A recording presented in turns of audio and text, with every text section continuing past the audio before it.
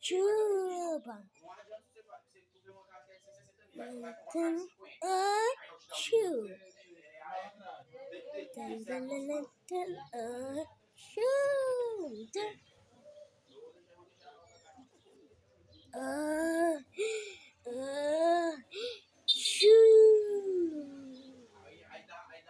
Dá dó pra mim também.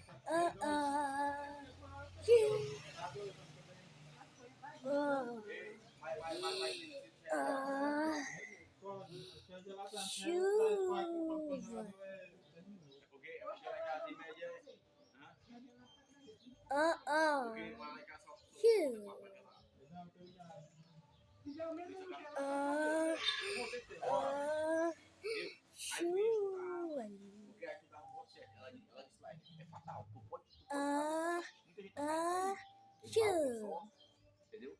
Aí com 3 meses que dá direito a tu dar um ano. 3 meses com só. Aí tu separa os 10. Um mês tu fala os 10. É cheque. Quer botar claro? É cheque. Ela disse que ficava louco. Não,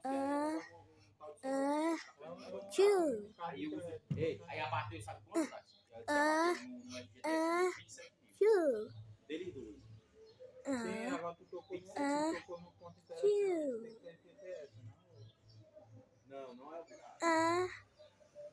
Se Se não barrar com o marido quando tiver, ele desconta do FGTS. Aí já usa na casa.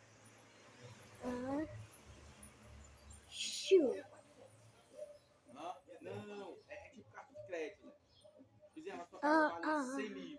Aí você vai aí você pode todo mês ter um sorteio. Eu falo que pequenininho. E tem Vai ficar suquinho, quer? que dá o lance.